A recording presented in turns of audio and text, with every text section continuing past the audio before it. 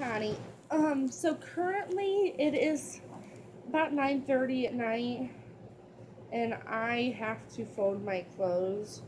At least try to find some socks because I have been out of socks for like 3 days now.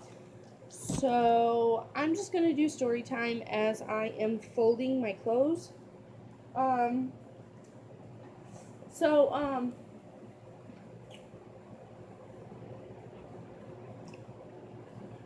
I have been click training the dog, and I have been using a spray bottle. One like this, only a little bit taller, and not one that has olive oil in it. Um, I've been using a spray water bottle on the dog lately because I've been training her, and if she, I've been putting peanut butter on a spoon, and when I click it, I give her a treat, and then click it, give her a treat. If she listens to, like, that way she can get to know like the clicking and everything like that. I don't have it up in my room right now. It's strange that I wouldn't have it, seeing as I've got olive oil in my room for some reason. Um, but I've been click training her. Ooh, these are really warm. Ooh, it's so warm. Maybe a little too warm. I have been click training her for a while now, probably about a month and a half, and I have it to where they say you're never supposed to use a clicker to get the dog's attention, but I have a time or two. So what I have been doing is I have been click training her, and after I click train her on one thing, I have 3 different click settings, 3 different click noises. So she has, like, each command is a different noise. So, oh, well, I needed this shirt today, but I couldn't find it.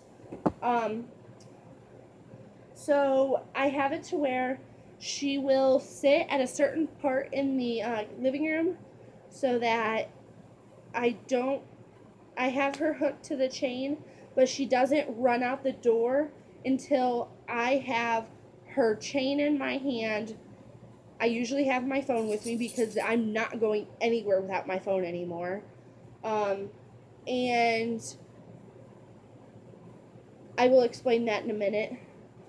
But I I have her trained to where she will not walk out the door until both of my feet are on the porch. She did try, when I just let her out a little bit ago, she did try to run out the door before both my feet got out the door, and I just did this to her, and then this, and this command to her, I have trained her, this command is stop, sit. And I have her command, if that is her command for whenever I do this to her. And she knows it. She's doing it right now, but I'm not doing it to her. And that took me all of maybe 2 hours to train her. Like, it took a little bit of time, but the more that I did it, the more that she had learned, okay, that is treat worthy. You get a treat if I get a treat if I do this. And she has learned that. All right. Take it and run. So she has learned that. And the reason I don't go anywhere without my phone anymore is because the last time she got loose on me, it was I had walked out the door. I was going to get something. I don't know if it was the mail or what it was, but I had walked out the door to grab something, and she escaped out the door. Through like this big of a crack out the door, she escaped. And I went chasing after her. She literally walked in the yard and then took a pee. And while she was taking a pee, I grabbed her harness. Well, what I haven't told you yet is when I was going down the stairs off of the porch, I hit the very last step and my ankle did this. Like, this is the bottom of my foot, the top of my foot, my ankle did this. I heard a crack and something snapped. And I was bawling my eyes out. It hurt really bad. And I have never had a broken bone in my entire life that I know of. I've never had a broken bone. Well, maybe my pinky toe, because I used to be able to take my pinky toe on my left foot and bend it in a 90-degree angle. Say this is like the top of my pinky toe, and this is the base of my pinky toe, and this is the joint where my fingers, this part of my hand is the joint to my pinky bone. I could literally take this pinky toe and bend it like this in a 90-degree angle. It hurt and it was bruised, but it didn't hurt because I put my tennis shoes on for because I was going to school at Penna, and I had walked down to the nurse, like I was limping down to the nurse. I'm like, my foot hurts. She goes, well, take off your shoe. I took my shoe off and my toe was bent in a 90-degree angle. I could literally take it and just, I wish I could do it. Ow. Well, I could kind of still do it, but it's not going to do it completely for me. Back to as I was running down the stairs. When I ran down the stairs, my ankle on the outside, not the inside, my ankle on the outside did this number, and I heard a snap and a crack, and I was freaking out. I did catch her. I literally crawled through dog shit to catch her because I could not walk. And I was not going to let the dog get hurt because she would have ran out into the road. Well, I started screaming. The neighbors came out and asked me if I needed them to call the squad. And we're all like, no, it'll be okay. I'll be fine. Well, I got back in the house. I got help to get back in the house. I had somebody else picked up the dog. I'm trying not to say names. Somebody else picked up the dog, and then he went into the kitchen and made me up an ice pack. This is like one of my favorite shirts. It is like the dirtiest shirt I own, though.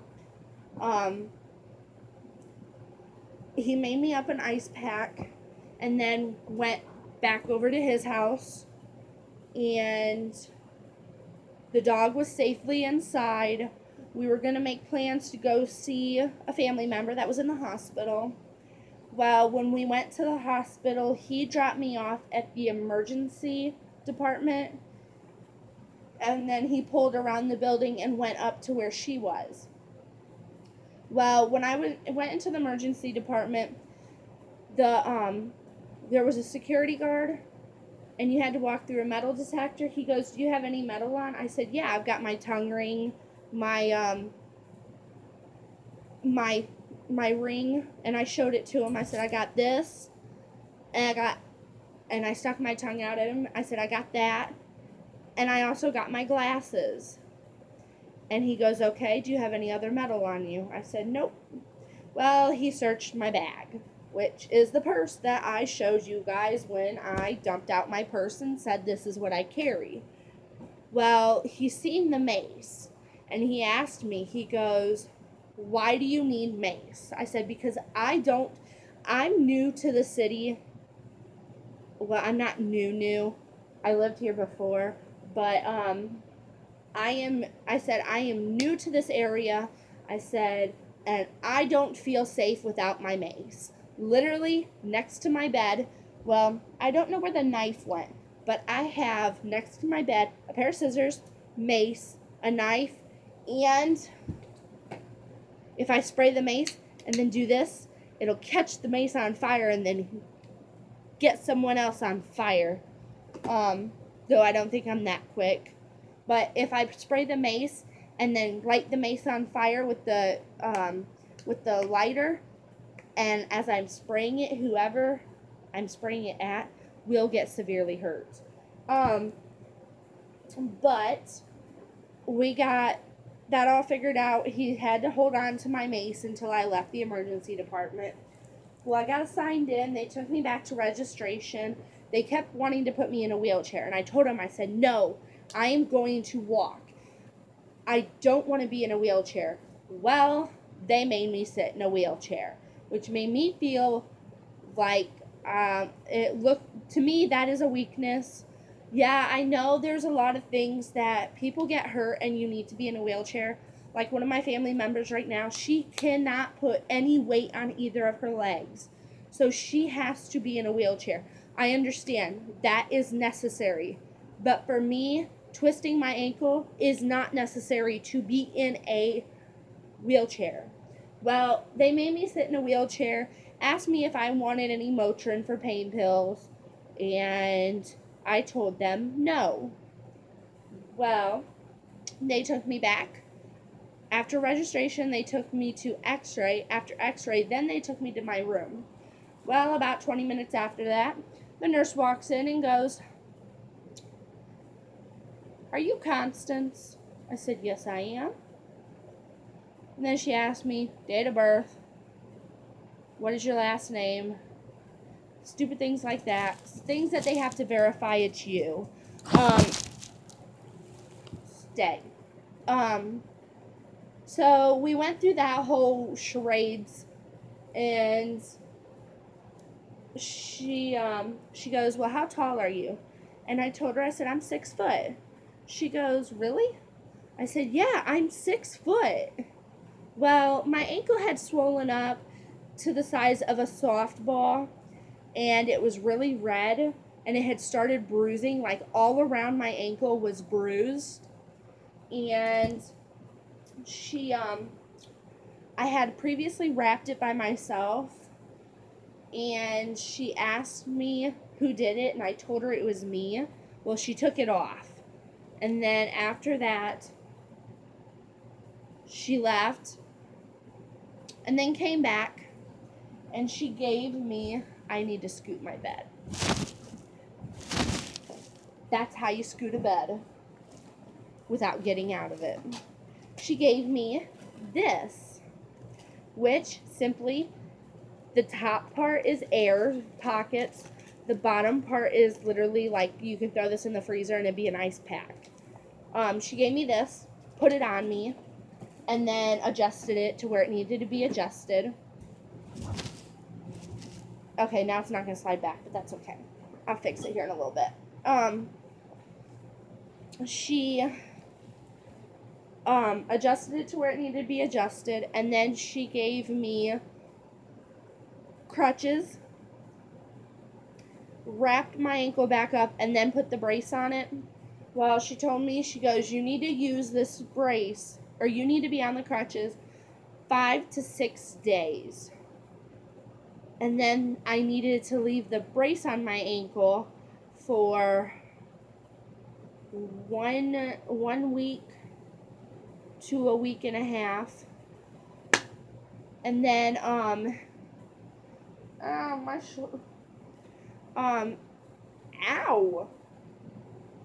I have a knot in my arm. And then we have to, I know what I was saying. And then I had to leave the brace on for a week to a week and a half. Well, I didn't want to, so I didn't. I left without I was on crutches for 3 days, and I'm like, you know what, I'm done. I was off the brace within 4, and I did not have the wrap on my ankle after the 5th. So that is it for tonight. I hope you guys enjoyed this. If you did, give it a thumbs up. Don't forget to subscribe and have fun.